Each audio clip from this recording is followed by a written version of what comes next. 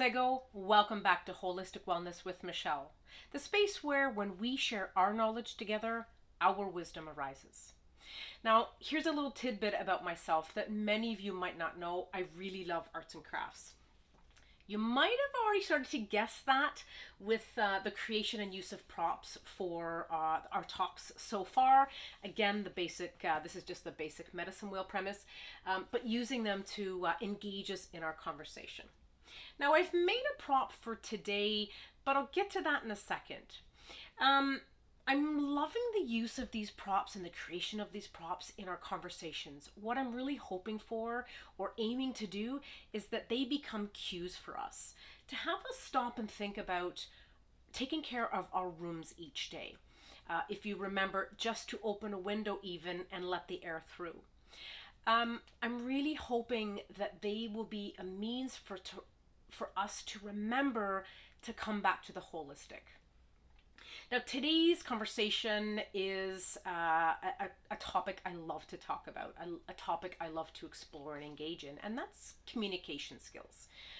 The act of listening and sharing in a conversation with other people, sometimes with ourselves, and to other beings in the universe. And I'm really excited to explore that area of sharing and talking about communication skills with the greater whole. But for today, though, this is a really broad topic, so we're just going to stick with the basics. The other thing I've already really started to think about, and I think I've determined, is because it is such a broad topic and I do love to explore it, this is going to become a series of conversations we're going to have. So for me, here's our little cue, our little prop for today. For me, communication really falls into the realm of the physical. And it does that for several reasons, but I'll get to that in a second. You'll notice on our prop today, I've got the word behavioral here. And I've done that for a specific reason. If you remember from our very first video, we talked about the importance of blending our knowledge together. In indigenous teachings, medicine wheel teachings, we will use the term physical, but in the areas of social work and cognitive behavioral therapy and psychology, we use the term behavioral. Similar or the same concept, but just different languages to describe the same thing. Now, communication falls into that realm of physical for me for many reasons. Amongst them are the use of my voice to express myself, the nonverbals that I will use to join my conversation. As you can see, I like to talk with my hands. There's a smile on my face. If I'm looking at the camera like this, seeming angry, that's going to paint a different picture for you. This is going to paint a different picture for you. A third example is the active art of listening. How do we listen to each other more than just what's on the surface of things? And the fourth point for me really being, how do we use language? What words do we choose to actually paint the story we're trying to share with another person? So if you might have already guessed, communications is, again, a very complex topic. It's a lot more than what simply comes out of my mouth. Now, a lot of the knowledge that I'm going to share in today's video, I have been building up over years and years and years of formal education, being blessed with listening to and speaking with elders, knowledge keepers, and well, just simply stopping and listening to the wisdom and the voices of other people. Unfortunately, what that also means is a lot of the original sources of knowledge that I have acquired over the years, I really couldn't tell you what those original sources are anymore, and I apologize for that. But that said, in the spirit of this channel, to honor our aim of this channel, I have done my bit of research for us, and I have put a few citations and links together, and I've posted them in the description section below. So I would encourage you to go take a look at those, link into some of that stuff, and broaden and explore your own knowledge on communication skills. Many, many years ago, during my undergrad, I learned there are 4 primary basic communication styles, or the way in which we project our messages to ourselves and others: assertive, aggressive, passive aggressive, and passive. In my work, I tend to describe it to my folks like this. If I'm an assertive communicator, I am setting healthy boundaries and using my voice in a healthy way to set my boundaries, communicate my needs, my wants, stand up for my rights, while I also allow others to do the same thing without violating each other's rights. If I'm an aggressive communicator, my primary goal is to meet my needs first. I will want to meet my needs, my desires, my goals first, while often violating the rights of others above and beyond the voices of others. If I'm a passive aggressive communicator, I will present as passive in my style, but underneath that surface, I am often angry, I'm often upset about what I perceive to be the violations of others towards myself, and I tend to express that in very indirect ways at other people. If I'm a passive communicator, I will often or tend to silence my voice. I hold my thoughts in, my emotions and my behaviors in around what I perceive to be the violations towards me from others. What I do is I take all that and I stuff it into what I'm going to call my cup of violation. And over time, that cup is going to fill and fill and fill. And what's eventually going to happen is my cup's going to reach its limit, then it's going to explode and flow all over the place. I'm going to explode that cup of violations onto other people.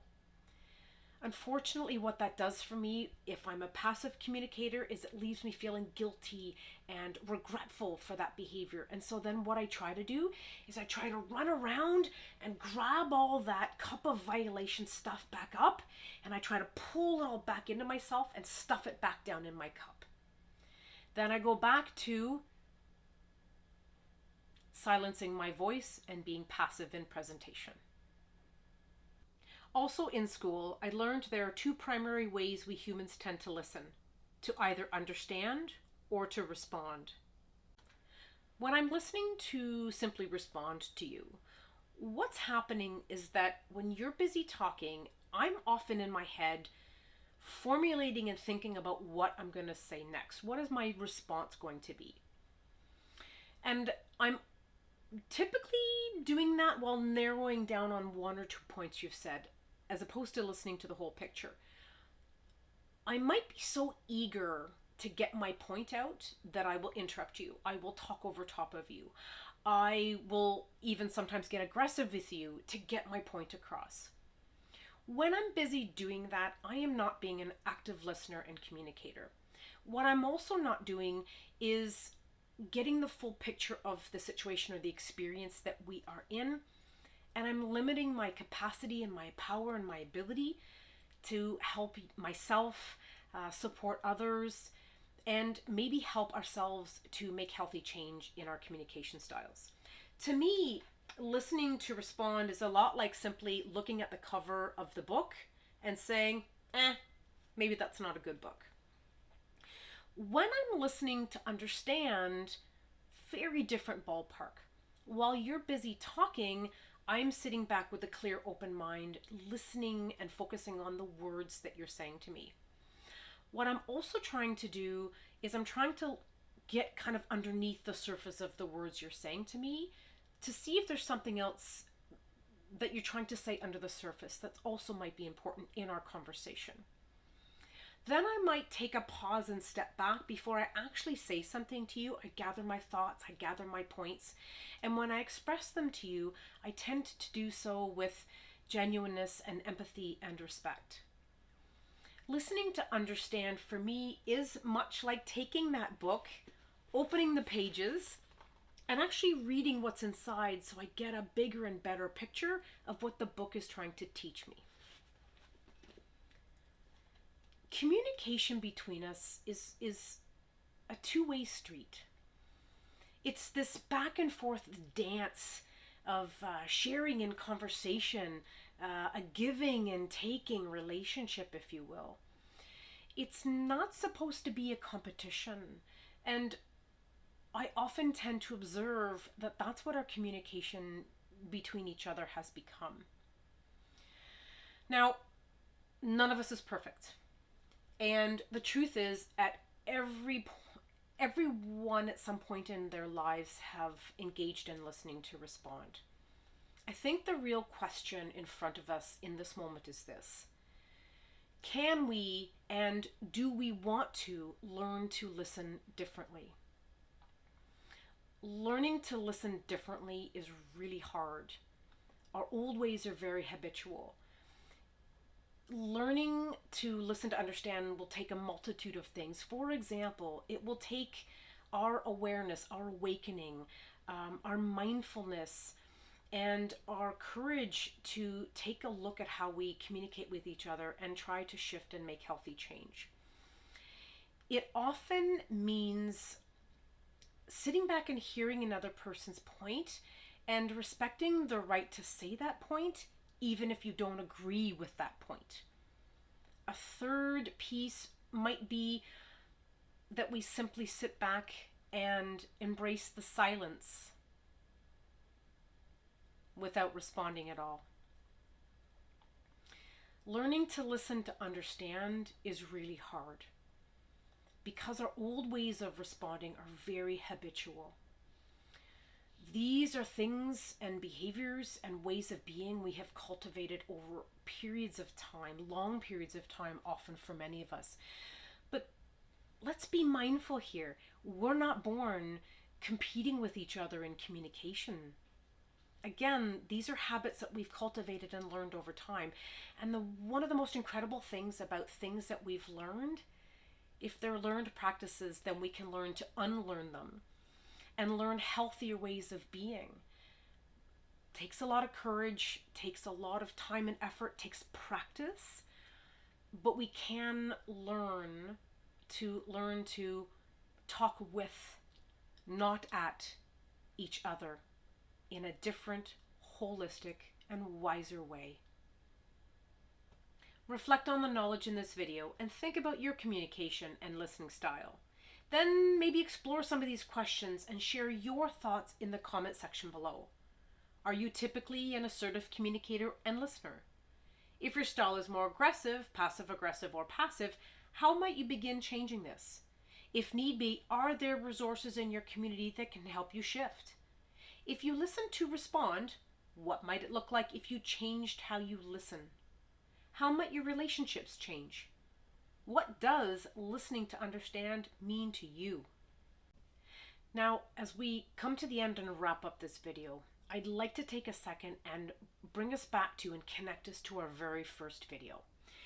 And if we are to do something towards creating a more equitable path towards truth, reconciliation, understanding, and ultimately healing between all people, both Indigenous and non-Indigenous alike, and between all beings, then we really need to take strides and efforts towards learning to listen to understand each other differently, holistically, than we currently do. Please hit that like button, subscribe, and turn on your notifications.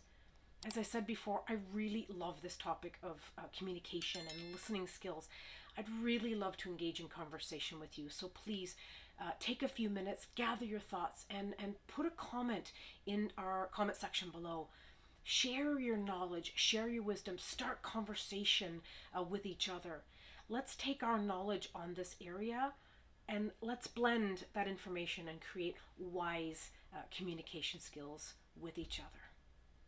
Remember, one person, one idea, one mindfully explored and shared piece of knowledge does have the ability to impact and change another's perspective and quality of life for the better. Niao yo, and thank you for watching today. May you go in a good way.